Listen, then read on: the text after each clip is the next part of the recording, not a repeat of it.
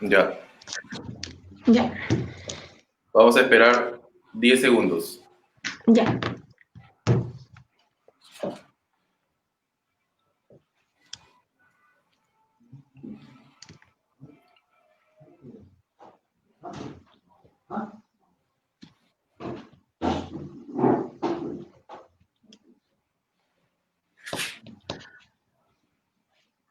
Ya, ya. Buenas noches a todos y cada uno de ustedes. Les saluda un integrante de esta casa con fines doctrinarios denominado Cápsulas Jurídicas. Mi nombre y apellido es César René Mora Velázquez y expresarle que el motivo de mi presencia aquí delante de ustedes es con la finalidad de poder realizar la presentación a una ponente también integrante de esta casa jurídica, una ponente integrante de esta casa jurídica. Ella es Olenka Lisset Guillermo Carbonell. Ella se encuentra realizando y cursando estudios superiores en la Universidad Católica Santo Toribio de Chiclayo. También tiene especializaciones y a su vez una certificación de participación a la conferencia de hechos, principios de imputación necesaria y convencionalidad, agregando que también tiene una certificación de participación al primer congreso, ojo, al primer congreso regional multidisciplinario de Lambayeque. Muy bien, buenas noches, Olenka, ¿cómo estás? Buenas noches, compañero César. Muy bien, sin Bueno, más preámbulos, vamos a darle pase a nuestra ponente, Olenka Carbonell. Vamos a escucharlo. Bueno, muchas gracias por el pase, muchas gracias también a Cápsulas que nos ha dado esta oportunidad, no solamente a mí, sino también a todos mis compañeros que ya han expuesto y que van a seguir exponiendo en el transcurso de estos días hasta el 30 de agosto. Y bueno, el tema que hoy día voy a exponer, que es un tema muy importante, es sobre el proceso de alimentos aquí en nuestro país, en el Perú. Allá por los años 1999, la mayor cantidad de demandas que entraban a los juzgados especializados de familia o a las demunas eran consistentes a un proceso de pensión de alimentos. Han pasado ya más de 15, incluso más de 20 años, y esta situación no ha cambiado, aún sigue, perdura en el tiempo, ¿no? La preocupación por el incumplimiento de esta obligación alimentaria de solicitar pensión de alimentos es constante en gran sector de la población a nivel nacional. Bien, ahora nos vamos a preguntar en qué consiste la pensión de alimentos, la pensión alimenticia. La pensión alimenticia es la que deben pagar ciertos familiares a ciertos parientes, ¿no? En favor de sus parientes que se encuentran en un estado de necesidad. La obligación alimentaria que la ley impone es una obligación, una prestación autónoma muy distinta e independiente de las demás obligaciones a favor de ciertas personas que están taxativamente y no enumerativamente en nuestra norma civil, específicamente en nuestro Código Civil.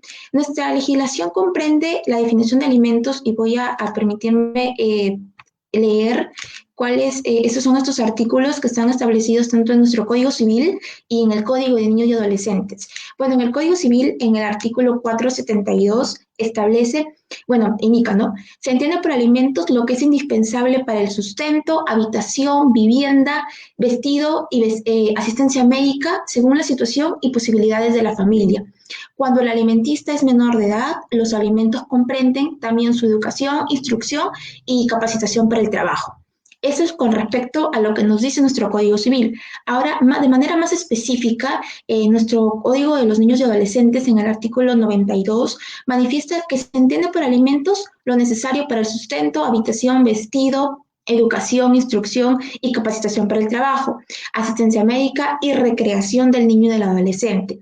También se considera como alimentos los gastos de embarazo de la madre desde la concepción hasta la etapa del posparto. Como decía anteriormente, en el Código de los Niños y Adolescentes es un poco más específico y a comparación de la norma civil, agregan lo que es los gastos pre y postnatales, ¿no? Ahora, cabe recalcar que este derecho de pedir alimentos, de solicitar alimentos por parte del alimentista, tiene ciertas características que voy a explicar de manera breve y sencilla a continuación. Es personalísimo. Esta característica implica que quien va a solicitar alimentos lo tiene que hacer de manera independiente. No puede ceder esta obligación, este derecho a otra persona, sino es, valga la redundancia, personal. No puede ser derivado a otro. Es también intransmisible, porque por lo que la obligación alimentaria no puede ser objeto de transferencia a otra o por cesión a otra persona por intervivos, ¿no? Por acto intervivos. Es un derecho personalísimo que está destinado a garantizar la vida del titular de este derecho, en este caso del alimentista, puede estar del niño, del adolescente o bueno, del mayor de edad. La prestación alimenticia, como sabemos, o alimentaria, cesa con la muerte del obligado o del alimentante en este caso. Es irrenunciable porque los alimentos van a sustentar la vida de una persona. Entonces, renunciar a ello también implica renunciar a la vida misma, lo cual se torna imposible, ¿no? Entonces, si bien es cierto, este derecho es irrenunciable, o sea, cualquier persona no puede renunciar al derecho de alimentos, ¿no? El niño, el adolescente no puede. Existen ciertos casos en el que sí, por ejemplo, cuando hay una separación convencional, ¿no? Ambos cónyuges están de acuerdo y por ende un divorcio ulterior, ahí sí los cónyuges pueden renunciar a prestarse recíprocamente alimentos. En ese caso sí procedería. Otra característica importante es que es intransigible, es decir, no se puede transar con respecto a este derecho, porque como ya decíamos anteriormente la transacción implicaría una renuncia al mismo. Lo que sí se puede es conciliar, eso sí está permitido, es una vía por la cual pueden acudir ambos padres, ¿no? También es incompensable. No está permitida la compensación, al igual que la transacción en el caso de la pensión de alimentos. No se puede compensar la obligación alimentaria con otra obligación que exista entre el alimentista y el alimentante. Eso no es posible. Lo que sí es posible es la variación o el reajuste de la pensión alimenticia alimentaria. Ahora nos preguntamos, ¿qué se demanda? En una demanda de alimentos comprende no solo aquello que necesita el ser humano para subsistir, sino todo aquello que le permita un desarrollo integral, una vida digna. Cuando se hace referencia a los alimentos, abarca un conjunto de componentes y no solamente nos referimos a alimentos a los nutrientes, ¿no? O al derecho de nutrición, sino también a todo aquello que permita un desarrollo integral, llevar una vida digna a la persona. Ya explicaremos más adelante qué es todo lo que concierne a lo que respecta a los alimentos. También tenemos aquí los alimentos pre y postnatales que están regulados en el Código de Niños y Adolescentes, en el artículo 92, como ya di lectura anteriormente. Aquí nos dice que la madre puede solicitar alimentos pre y postnatales 60 días antes del parto o 60 días posteriores al parto, durante un lapso de un año. Por ejemplo, quizás alumbra hoy día, 12 de agosto del 2020, tiene un año hasta el 12 de agosto del 2021 para que ella pueda solicitar estos gastos pre y postnatales. Una vez que pase este transcurso de un año, ya no podría sí podría pedir alimentos, ¿no? Pero ya no podría pedir este tipo de gastos que ha hecho.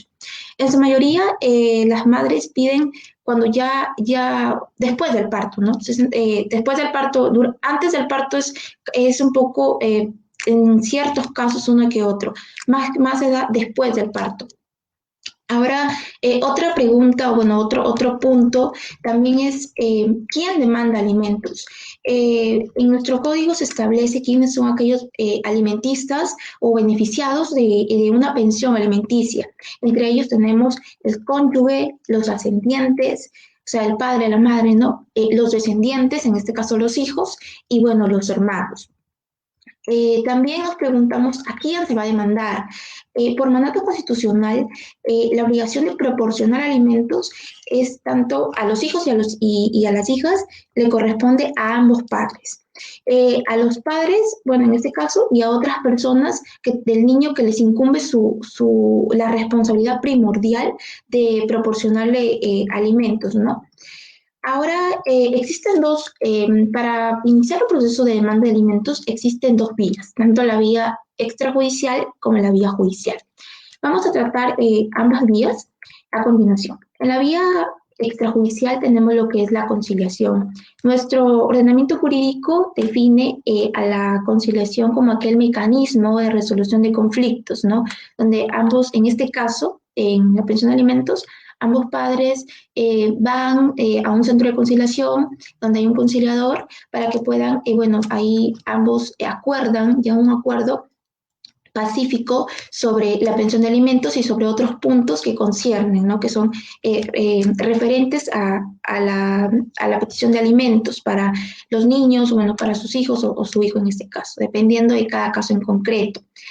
Entonces, como decía, mediante este tipo de procesos, mediante este tipo de vía, los padres van a llegar a un acuerdo. Muchas veces algunas personas dicen, no, pero si voy mediante esta vía, quizás si es que se incumple lo que hemos pactado, no se va a obligar a que se cumpla, ¿no? Pero ese concepto es muy erróneo porque todo lo que se firme en el acta de conciliación al que han arribado ambas partes tiene un valor de una sentencia judicial. Entonces, en caso cualquiera de ambas partes no cumpla con lo que está especificado en esta acta de conciliación, se puede iniciar un proceso de ejecución de acta de conciliación extrajudicial. Entonces, en ese caso no habría problemas, ¿no? Los documentos que se necesitan para poder comenzar o tramitar un proceso de conciliación, que es por vía extrajudicial, es tanto la partida de nacimiento de los hijos o del hijo o de la hija, ¿no? Documentos que acrediten los gastos del menor, quizás que está estudiando o que tenga boletas que ha gastado en víveres, ¿no? O también quizás ha acudido al doctor, etcétera. También la solicitud simple de conciliación. ¿En qué supuestos son los que nos manda la norma para acudir a una conciliación? Estos son cuando en el caso la madre se encuentre embarazada, como ya decía anteriormente, los gastos prenatales. En el caso el niño, el niño, claro, sea menor de 18 años de edad o en caso sea mayor de 18 años de edad, pero esté cursando estudios universitarios y acredite mediante certificado de estudios que lo está haciendo, ¿no? Con buenas calificaciones, de manera probatoria. O cuando se tiene un hijo menor de 18 años, pero con capacidades diferentes, con capacidades distintas. Entonces, en esos casos, se puede acudir a la vía mediante conciliación para poder solicitar alimentos. No solamente cabe recalcar que la madre puede solicitar alimentos, sino también el padre. Eso hay que dejarlo bien claro también. Ahora, mediante el proceso judicial, existe tanto el proceso único como el proceso sumarísimo. Son dos tipos de procesos, dependiendo. En el antiguo Código de Niños y Adolescentes se establecía, ir por un proceso o ir por otro proceso, más se basaba en la prueba indubitable de parentesco, es decir, si no había, si era claro que existía un parentesco entre el que pedía alimentos y a quien se le pedía alimentos, se iba por una vía, por el proceso sumarísimo. Pero si es que existía duda de del parentesco entre el alimentista y el alimentante, se recurría a la vía del proceso único. Pero ahora ya en el nuevo Código de los Niños y Adolescentes ya no se basa en la prueba indubitable de parentesco, sino se basa en lo que es la edad. Si es que es mayor de 18 años, se tiene que ir por vía de proceso sumarísimo. Pero si es que es un menor de 18 años, es por vía de proceso único. A continuación voy a explicar de manera breve lo que consiste el proceso único y el proceso sumarísimo, ¿no? En cuanto a una demanda de alimentos.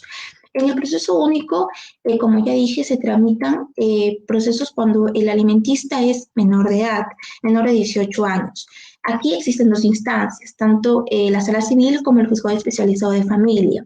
También el juez es el que tiene el rol protagónico, el rol de director, de conductor de este proceso.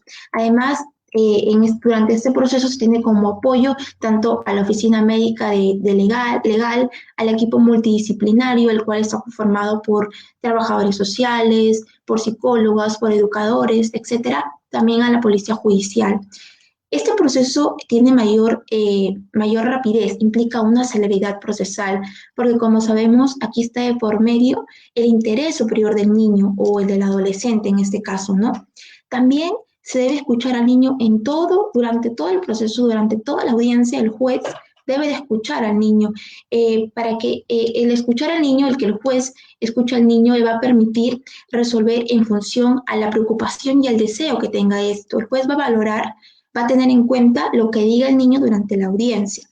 Y bueno, el juez competente en este proceso es el juez especializado. Bueno, ¿cómo es el trámite, cómo es el proceso en sí mediante esta vía única? Bueno, una vez que ya se haya interpuesto la demanda, el juez la va a declarar admisible, inadmisible o bueno, en todo caso improcedente, ¿no? En el caso de la declaración, bueno, es admitida la demanda, el juez ya se tiene por ofrecido los medios probatorios, corre traslado al demandado en un lapso de 5 días, el demandado tiene que contestar la demanda, valga la redundancia. Posteriormente, el juez, transcurrido el término ya de los 5 días, el juez va a fijar una audiencia que es inaplazable durante los 10 días, tiene el plazo el juez para que fije la audiencia única. Durante la audiencia se pueden promover tachas, excepciones, defensas previas, etcétera. Se actúan los medios probatorios y lo que va a hacer el juez es invocar a ambas partes a que concilien, ¿no? Si es que se concilian ambas partes, el juez tiene que verificar que aquello que han conciliado no lesiona el interés superior del niño o del adolescente. Si es que el juez verifica que no lesiona y todo está ok, entonces va a emitir un acta, ¿no? Va a dejar constancia en un acta. En caso el juez no llega a un acuerdo en ambas partes o llega a un acuerdo pero este lesione de una u otra forma el interés superior del niño o los derechos del niño o del adolescente, entonces el juez no levantará acta alguna y bueno, tendrá por ofrecido los medios probatorios y fijará los puntos controvertidos durante la audiencia. Cabe recalcar también que si es que el demandado no se apersona al proceso, a la audiencia, perdón, el juez continuará de todas formas y emitirá sentencia. Como decía, una vez que ya fije los puntos controvertidos, el juez remitirá los autos al fiscal, el cual dentro del lapso de 48 horas emitirá dictamen. Devueltos los autos, el juez emitirá la sentencia correspondiente. En esa sentencia también el juez, en caso se haya verificado que haya habido alguna violencia hacia el niño, hacia el adolescente, ya sea una violencia física, violencia psicológica, el juez también tomará las medidas necesarias para que estos actos cesen, ¿no? A favor del niño o no del adolescente. También hay que tomar en cuenta un punto también importante en cuanto a las notificaciones del demandado, porque muchas veces esto un poco como que ocasiona un poco de lentitud al proceso. Es por ello que en caso, bueno, el orden de medios para poder notificar al demandado son tanto la cédula, que es la más común, la casilla electrónica, y también existen otros mecanismos como la cédula por correo electrónico, por el telegrama, etcétera, y también por edicto. Se va a hacer una notificación por edicto, cuando está regulado en el artículo 165 de nuestro Código Procesal Civil, cuando se trate de personas o inciertas o cuyo domicilio se ignore. La publicación de los edictos se hará en el portal web oficial del Poder Judicial y en caso en donde se quiera notificar al demandado no existan medios tecnológicos suficientes, entonces se notificará en el periódico, en el diario de mayor circulación. En caso no haya diario en este lugar, entonces será en el diario de mayor circulación del lugar más cercano al lugar donde se quiere notificar. Siempre se tiene que ver todos los medios, siempre se ven todos los medios necesarios para poder notificar al demandado, ¿no? Siempre, tanto para prevalecer su tutela procesal efectiva, que es una garantía, y también el interés superior del niño, o bueno, en ese caso del adolescente, ¿no? Ahora, también tenemos a lo que es el proceso sumarísimo por el otro lado, como ya explicaba, que es tanto para aquellos que son mayores de edad. El proceso único para los que son menores de edad y el proceso sumarísimo para los que ya son mayores de edad. Aquí el juez especializado, el juez competente, es el juez de paz letrado. Bueno, el proceso casi es parecido, ¿no? Se interpone la demanda, es calificada por el juez en un lapso de, bueno, se declara inadmisible o improcedente, en todo caso admisible. Si es que se declara inadmisible la demanda, se considera un lapso de 3 días para que sea subsanada. Una vez que se admite a trámite la demanda, se corre traslado al demandado para que éste la conteste. Aquí cabe recalcar que cuando el demandado va a contestar la demanda, tiene que adjuntar junto a ella una declaración jurada de los impuestos o bueno, de la renta o una certificación jurada de sus ingresos. Si es que el demandado no adjunta esta certificación jurada de sus ingresos, el juez no admitirá su contestación, ¿no? Una vez que ya se admite la demanda, ya contestan la demanda, bueno, se realiza la audiencia en un lapso también de 10 días, se van a admitir las pruebas, se va a sanar el proceso, ¿no? Y bueno, se va a emitir una sentencia. Esta, como decía, esta deberá realizarse la audiencia dentro de los 10 días que ha vencido el plazo para que el demandado conteste. Durante la audiencia, como ya venía diciendo, se fijan los puntos controvertidos, se determina qué es lo que va a ser materia de prueba y qué es lo que no, y bueno, se expide la sentencia al concluir la audiencia única. Bueno, eso es en lo concerniente a lo que son los dos tipos de vías a las cuales se puede recurrir para iniciar un proceso de alimentos, tanto para que quede claro la vía proceso único y el proceso sumarísimo, tanto para la vía de proceso único para mayores de edad y el proceso sumarísimo para los que son menores de edad, rigiéndose del Código de Niños y Adolescentes específicamente. Ahora tenemos otro punto muy importante que es los criterios para fijar alimentos, ¿no? Tenemos tanto, como primer criterio tenemos el vínculo legal. El vínculo legal se trata de ese vínculo de parentesco que existe entre cónyuges, convivientes e hijos, que está establecido por ley. También tenemos lo que es la necesidad del alimentista, en este caso el que va a solicitar alimentos, del que va a solicitar una pensión de alimentos. Está basado, como decía, en el requerimiento, en el menester del alimentista de no poder atender por sí mismo, per se, su manutención. En este caso se trata de menores de edad, de ancianos, de incapaces, de personas con discapacidad o aquellos que tengan falta de trabajo, ¿no? Entonces, no solamente para los menores de edad, sino también para otras personas que, como ya explicaba en un inicio de esta exposición, están de manera taxativa en nuestra norma civil. En nuestro derecho nacional, el estado de necesidad del niño se va a presumir hasta que cumpla la mayoría de edad, ¿no? Saben los casos en los que ya el mayor de 18 años, ¿no?, se encuentre cursando estudios universitarios, lo cual también puede requerir una pensión de alimentos. Entonces, para determinar las necesidades del acreedor alimentario o del alimentista, cabe también remitirnos a lo que ya estaba a lo que ya había comentado en cuanto a la definición de alimentos en nuestro Código Civil, en donde está descrito, ¿no? Y bueno, ahí de manera establece las principales necesidades que voy a mencionar a continuación, que es la comida. Como ya decía anteriormente, las bebidas, los nutrientes que necesita el niño para su subsistencia, bueno, el adolescente en este caso, ¿no? También la habitación, que hace alusión a la vivienda, al domicilio, a una morada digna donde pueda vivir. También al vestido, a la educación en todos sus niveles, a la asistencia médica, a la asistencia psicológica, también a la recreación que necesita el niño, ¿no? No puede estar aislado, tiene que también tener tiempos de recreación. Otro criterio para fijar una pensión de alimentos, bueno, ya hemos mencionado el vínculo legal, la necesidad del alimentista, ahora la posibilidad del alimentante, en este caso del que va a brindar, del que va a dar esa pensión de alimentos al alimentista. Es aquel obligado a satisfacer las necesidades.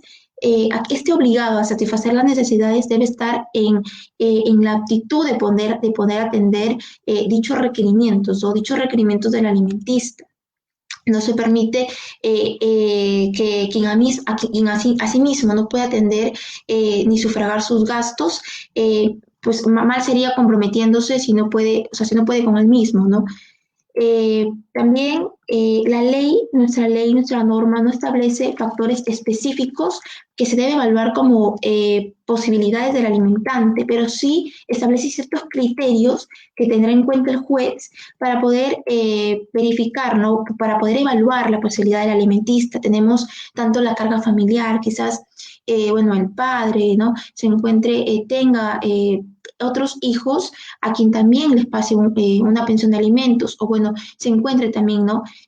También otro criterio es otras obligaciones, en este caso quizás tenga alguna enfermedad crónica que necesite pagar cierto tratamiento o haya tenido algún accidente y también esté pagando, ¿no? Quizás se haya lesionado o cuestiones así, o tenga alguna cuenta bancaria por mucho tiempo y tenga también que solventar estos gastos. Entonces, estas cuestiones va a tomar en cuenta el juez para que pueda él evaluar la posibilidad que tiene el alimentante, ¿no? En este caso. Otro criterio, y que es reciente, es el trabajo doméstico no remunerado. En un informe que emitió el INEI, estableció que tanto mujeres como hombres dedican tiempo o horas de su vida para poder realizar trabajos del hogar, ya sea estas labores del hogar que resultan indispensables, ¿no? Como cocinar, lavar, atender a los niños, velar por el hogar, ¿no? El INEI determinó que en su mayoría estas labores domésticas son realizadas por mujeres. Entonces, es un gran avance que se tenga en cuenta como criterio para fijar una pensión al trabajo doméstico no remunerado, ¿no? El gran problema de este punto, de este criterio, es que no es la medición o la cuantificación del trabajo doméstico no remunerado. No existe una medición, no existe instrumentos para poder medir, ¿no? En dinero, valga la, cuánto puede dar el trabajo doméstico no remunerado por parte no solamente de la madre, cabe recalcar eso, sino puede ser de la madre o del padre. No excluye a ninguno, pero sí, como decía anteriormente, el INEI ha especificado que quien más horas lleva realizando labores domésticas y quien más lleva realizando trabajo doméstico no remunerado son las mujeres. No excluye a los hombres, no los excluye, también están dentro de ello, pero en su mayoría son mujeres. Entonces, ¿cuáles son aquellas actividades domésticas no remuneradas? La clasificación que da la INEI. Tanto el proveer alojamiento, el proveer alimentos, el proveer vestimentas, el proveer gestión y administración del hogar, entre otras cuestiones. También el cuidado de los niños o el cuidado de adultos también, ¿no? En el hogar. Existe mucha controversia sobre este criterio. Por eso existen dos magistrados que han dado un comentario sobre este punto, este criterio, que es el trabajo doméstico no remunerado. Una posición negativa y una posición positiva, ¿no? En este caso, el doctor Mariano Vázquez hace un comentario acerca de la implementación de este criterio que, bueno, se ha dado recientemente en el 5 de abril del 2017. Bueno, él dice que duda mucho que atribuirle a este organismo, o sea, al INEI, mediante la encuesta nacional que realiza, él duda que sirva como orientador para poder determinar al trabajo doméstico no remunerado como un criterio para fijar una pensión de alimentos, porque dice que esto no se debe analizar solamente desde el ámbito familiar, sino desde el ámbito social. Y bueno, él señala que quizás esta modificación versa por lo que actualmente se ve lo que es el empoderamiento de la mujer, ¿no? O por cuestiones de género. Eso es lo que literalmente señala, ¿no? Que es quizás este criterio se ha tomado en cuenta nuestra norma por lo que está muy de moda, así señala él, el empoderamiento de la mujer o por cuestiones de género. Entonces, él no está de acuerdo con este criterio, él no está de acuerdo con este criterio que consiste en el trabajo doméstico no remunerado. Pero la doctora María Isabel Socolich Alba, ella sí está de acuerdo, dice que la modificación del artículo 481, específicamente de nuestra norma civil, de nuestro Código Civil, resulta un acierto por parte del legislador, establece, porque dice que el trabajo doméstico no remunerado es muy, bueno, en mayor medida es realizado por mujeres. Entonces, constituye ciertamente un importante avance en favor de la sociedad, ¿no? Establecer como punto o como criterio al trabajo doméstico no remunerado. Ella también señala que por obvias razones el no reconocer al trabajo doméstico no remunerado como un criterio recaía en un acto de discriminación, ¿no?, contra las mujeres, lo cual el Estado no podía seguir permitiendo y que por ello señaló al trabajo doméstico no remunerado como un criterio para fijar una pensión de alimentos. Entonces, la norma modificada, al establecer este criterio, de una u otra forma materializa los compromisos que nuestro país, como Estado parte, ha ratificado con la CEDAW, que es la Convención Internacional sobre la Eliminación de todas las formas de discriminación contra la mujer. Que, bueno, este organismo, esta convención, también ha dado ciertos, mediante el comité, mediante ciertos, para decirlo así, consejos, ¿no?, a los estados partes, ha dado 3 consejos, por así decirlos. El primero es alentar, apoyar las investigaciones y los estudios sobre la cuantificación y la medición sobre el trabajo doméstico no remunerado, que es un punto muy controversial y que aún no se da, ¿no? Otro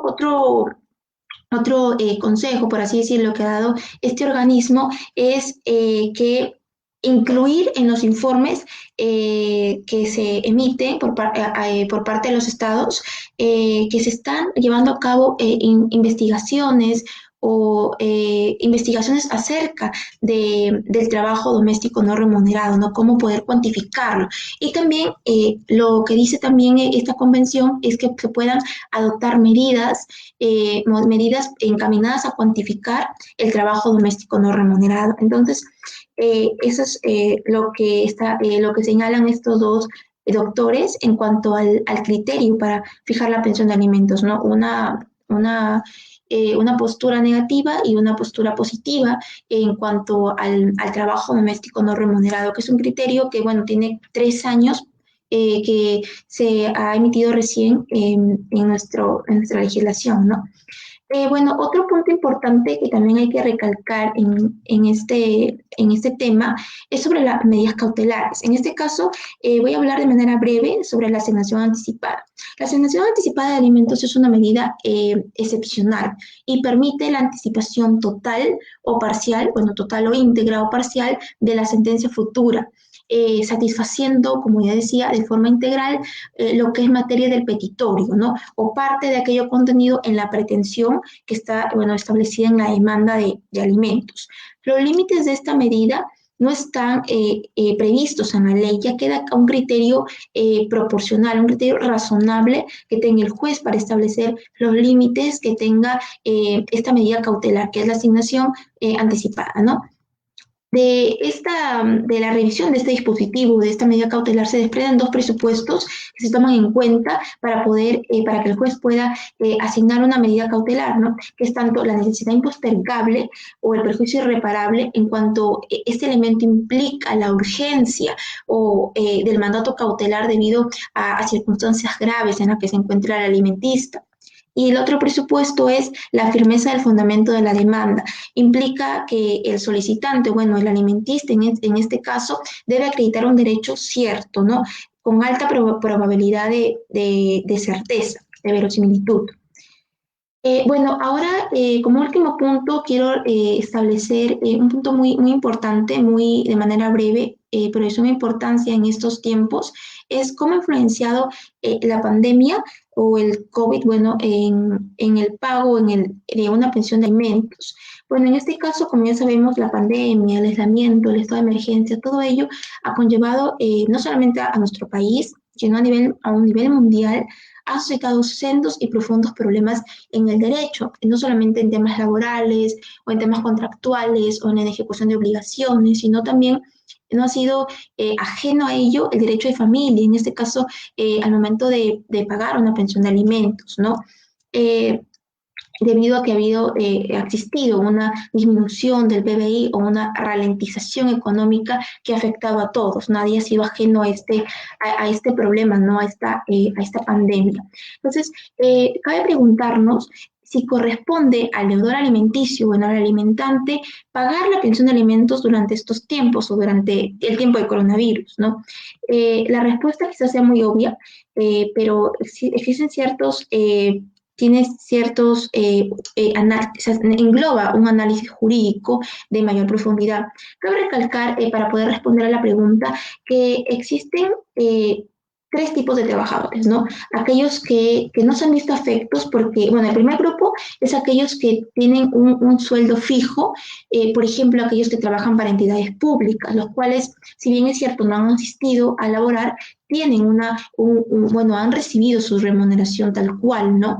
Entonces, sería muy descabellado que estas personas soliciten una disminución de la pensión de alimentos o se rehúsen a pagarla porque de una u otra forma ellos no se han visto afectados a recibir su remuneración económica mensual, ¿no?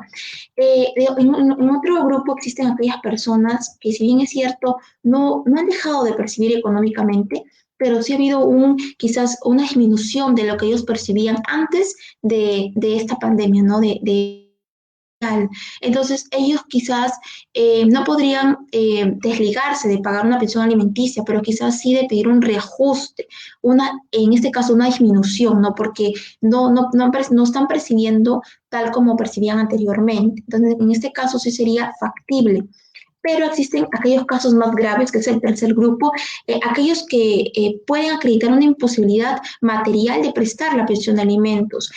Por ejemplo, aquellos que trabajaban en eventos o aquellos personas que trabajaban en algunas empresas quizás de bodas, ¿no? Que en este caso esas actividades se han visto suspendidas durante meses.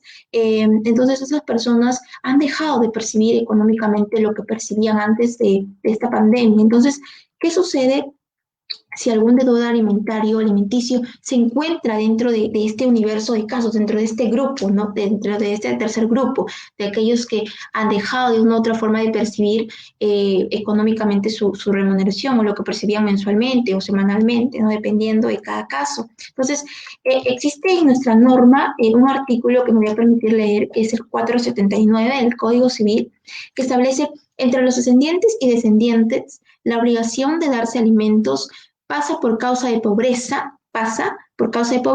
del que debe prestarlos al obligado que le sigue, en forma prelativa, ¿no?